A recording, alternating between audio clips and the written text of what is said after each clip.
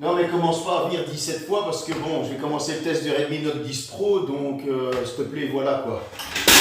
Merde. Aïe. Bon ben c'est le test du Redmi Note 10 Pro juste après le générique.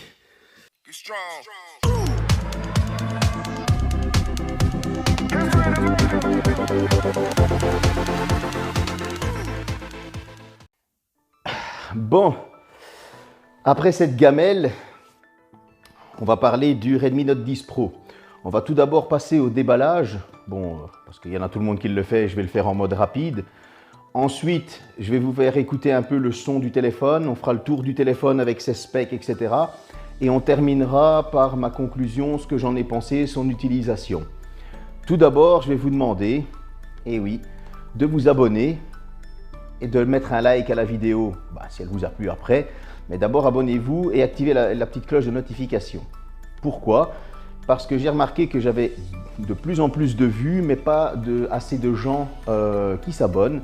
Et il faut bien que la chaîne, elle grandisse. Donc, abonnez-vous, activez la petite cloche. Merci. On passe tout de suite au déballage. Bon, nous voilà donc pour le déballage du Redmi Note 10 Pro. On va la faire rapide parce que des déballages, c'est pas ce qui manque. Je ne suis pas le premier à le tester, donc vous en avez déjà vu. Voilà. Comme toujours, la petite boîte, vous allez retrouver les fascicules, la protection du téléphone, ce qui je trouvais très bien. Comme ça, on ne doit pas en acheter une sur le côté. Au moins, comme ça, elles sont transparentes. On voit la beauté du téléphone. La petite pin pour les cartes SIM et carte mémoire. Le téléphone. Dans la boîte, on va retrouver le chargeur rapide 33 watts. C'est encore très bien de la part de Xiaomi parce qu'il fournit toujours des chargeurs. Certaines marques que je ne citerai pas ne fournissent pas de chargeur. Et le câble de recharge USB vers USB type C. Voilà, donc maintenant on va passer à la suite du test. Je vous ai dit, on faisait un petit déballage rapide. Donc on est sur l'arrière, c'est une batterie de 5020 mAh avec une charge rapide de 33 watts. On pourra faire du clone photo, du clone vidéo, il y a un mode nuit 2.0, il y a la double vidéo, du shoot steady, vidéo accélérée pro, vidéo accélérée télémacro, mode macro vidéo, et bien sûr c'est un capteur 108 mégapixels, que ça je vous donne les specs tout de suite. On retrouve une caméra grand angle de 108 mégapixels avec une ouverture de 1.9, une caméra ultra grand angle de 8 mégapixels, ouverture 2.2, une caméra télémacro 5 mégapixels, ouverture 2.4, un capteur de profondeur 2 mégapixels, ouverture 2.4, ça filme en 1080p 30 et 60 fps stabilisé et en 4K 30 fps. Alors à l'avant on va retrouver une caméra 16 mégapixels avec une ouverture de 2.45, il y a un mode selfie mode nuit, on pourra filmer en 1080p 30 fps, 720p 30 fps et il y a un mode vidéo ralenti 120 fps en 720p. Il est équipé d'un Snapdragon 732G, d'un GPU Qualcomm Adreno 618, de 8 Go de RAM LPDDR4X et d'un UFS 2.2, 128 Go de stockage. Il pèse 193 grammes.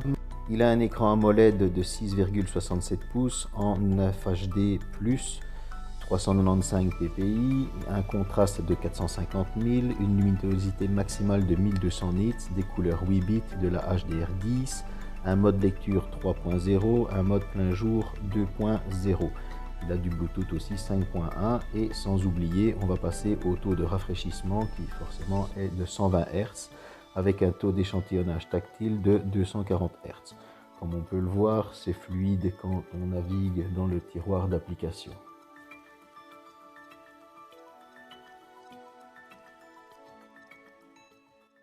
Bon, là, je vais vous faire écouter la qualité des haut-parleurs. Bon, ce sont des stéréos. J'ai été vraiment étonné de leur qualité pour cette gamme de prix. Je ne vais pas mettre le micro à côté des haut-parleurs, mais sur le côté, comme ça vous fera vraiment une idée de comment ils diffusent le son.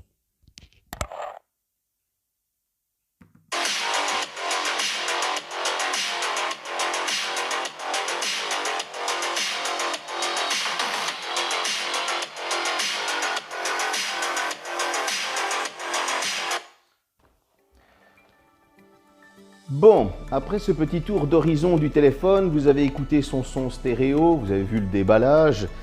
Qu'est-ce que j'en ai pensé? Je vais vous expliquer comment le test a été réalisé. Il a été tenu par ma fille une semaine. Bon, ma fille a 13 ans, donc pendant une semaine, elle s'est amusée avec, on va dire, on va appeler ça comme ça. Ma fille fait beaucoup de YouTube, énormément de YouTube même.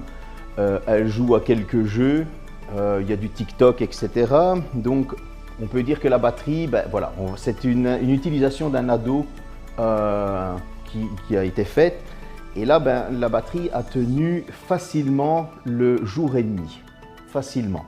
Donc déjà là, première utilisation, à chaque fois, j'ai été étonné qu'elle me dise « ouais, ben, le téléphone, c'est cool, il tient la journée, etc. » Ensuite, deuxième partie du test, c'est moi qui ai utilisé le téléphone pendant une semaine. Pendant cette semaine-là, je l'ai utilisé en utilisation normale. Donc je l'ai utilisé pour aller au boulot, recevoir des appels, mater des youtubeurs, par exemple mon pote Techaming sur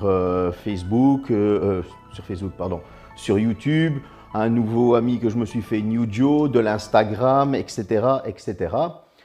Donc voilà, moi j'ai eu une utilisation, on va dire, plus d'adulte. J'ai pas joué avec, je tiens à le dire. J'ai joué pour la vidéo, pour vous montrer ce qu'il en était réellement. Ça a été mon utilisation. Et là, mon utilisation, ben, le téléphone, il tient 2 jours. J'ai été vraiment agréablement surpris. Ici, je vais vous montrer ce que ça donne en jeu vidéo. Ben oui, j'ai installé Fortnite et Asphalt 9 pour vous montrer. Je vais vous montrer ce que donnent l'Antutu Bench et Geekbench, les 2 scores. Mais attention, comme vous avez vu dans le titre, ce sera face à mon challenger, c'est le Redmi Note 8 Pro. Donc en 1080p, le Note 10 Pro est au milieu, c'est du stabilisé. Pour le Note 8 Pro, pas de stabilisation. Ensuite, j'ai fait exprès de marcher de cette manière-là. Donc Redmi Note 10 Pro au milieu, 8 Pro sur la droite. Bon, les couleurs sont totalement différentes, ça se voit tout de suite. L'objectif est beaucoup plus récent. Photo selfie en portrait. Photo portrait avec le dos. On voit quand même une nette différence. La macro, là on voit vraiment une belle différence. L'ultra grand angle. Les couleurs c'est au goût, mais en tout cas moi j'aime bien. Photo normale. Zoom x2. Zoom x4 pour le Note 8 Pro et 5 pour le 10. Et zoom x10 pour les deux, c'est juste dégueulasse, c'est ultra traité, lissé, enfin voilà. Ça, c'est photo de nuit chez moi. Voilà, je viens de lancer l'Antutu Bench 9. Le test commence, je coupe la vidéo, je reviens quand les résultats sont sortis. Ensuite, on lancera le Geekbench. Je couperai la vidéo et je reviendrai quand les résultats seront sortis. A tout de suite. Juste pour le fun, j'ai repris le test en cours pour vous montrer que le test va toujours. Comme ça, ainsi, vous voyez bien que je le laisse tourner. Voilà, nous voilà au résultat final sur l'Antutu 9. Bon, c'est pas énorme, c'est clair. Il y a 20 000 points de différence, c'est pas la mort, mais il y a 20 000 points quand même. Maintenant, on va passer au Geekbench 5 et on va lancer le computer. Ainsi, c'est parti. Voilà, je vous retrouve à la fin du Geekbench 5 pour vous montrer les résultats des 2 téléphones. Et ensuite, on partira sur du jeu vidéo avec le Redmi Note 10 Pro, c'est-à-dire sur Asphalt 9 et sur Fortnite. Bon, là, c'est un tout autre résultat, forcément, une autre application qui traite les données différemment, qui fait travailler le processeur différemment, etc.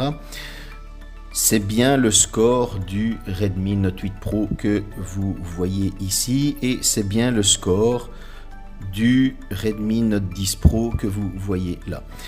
Comme quoi, il ne faut jamais critiquer Mediatek parce que souvenez-vous que c'est encore le Mediatek Helio G90T. Là, c'est toujours le Snapdragon 732G. Donc voilà, vous pouvez voir qu'il y a 2 benchmarks différents, 2 résultats différents parce que les données sont traitées différemment. Je ferai dans une vidéo un jour un comparatif de comment Antutu traite les données et comment Geekbench traite les données. Mais au moins comme ça vous avez pu vous rendre compte des scores sur deux applications différentes. Maintenant on va passer sur Fortnite et sur Asphalt 9 ou l'un ou l'autre. Bon, nous voilà sur Asphalt 9.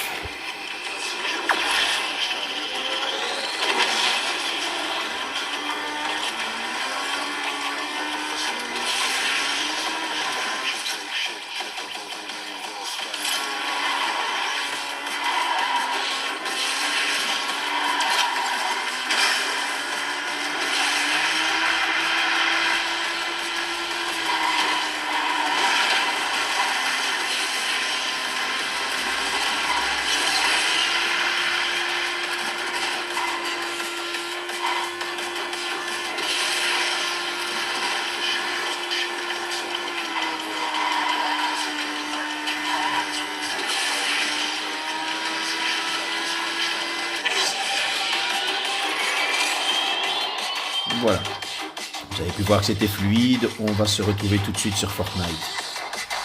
Voilà, nous voilà donc sur Fortnite, je vais lancer la partie et ensuite on se retrouvera dans le salon comme je fais toujours d'attente et puis directement dans la partie.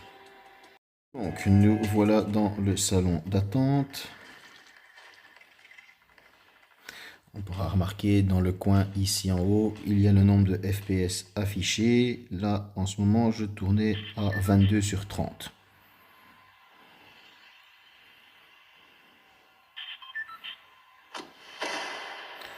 Je reviens une fois que je suis dans la partie.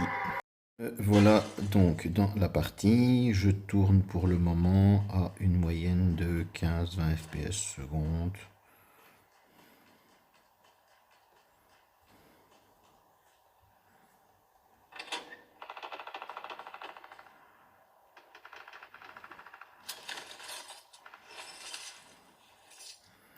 Voilà, on voit bien que c'est pas super fluide. Sur Asphalt 9 c'était vachement plus fluide. Bon, on sait tous que Fortnite est très gourmand, on va pas se le cacher. J'ai pas d'arme, donc il y a grande chance que je me fasse dégommer dans les secondes qui viennent.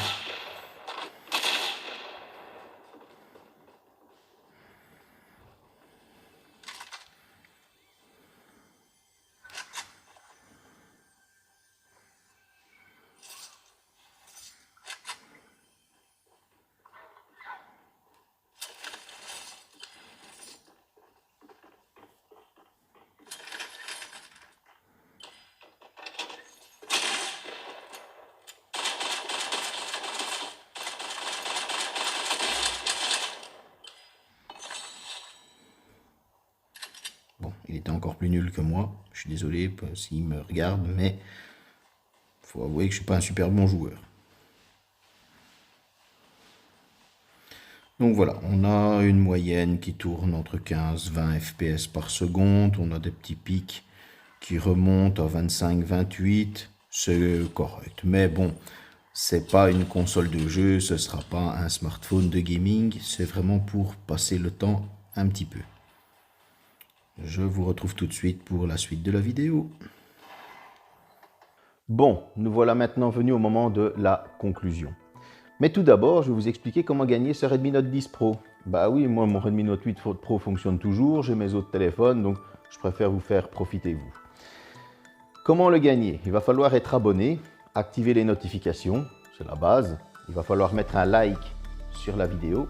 Je vais vous demander de commenter, mais dans le commentaire, il faudra mettre « Je participe » avec la couleur exacte du téléphone et quel score il a fait à l'Antutu Bench. Attention, ça demande un peu de recherche cette fois-ci. Ensuite, je vais vous demander de partager la vidéo. Voilà, c'est super simple. Un gagnant sera tiré au sort le 15 juin, parce que le fin du mois, c'est simplement le Oppo, donc il faut lui laisser un peu plus de temps. Voilà. Ma conclusion. Est-ce qu'il faut acheter ce téléphone si vous ne le gagnez pas, justement? Eh bien, si moi je dois vous donner mon avis, oui. Si vous avez un téléphone qui est mort, qui fait des photos pourries, que la batterie est naze, que l'écran est explosé, enfin, Dieu seul sait quelle raison.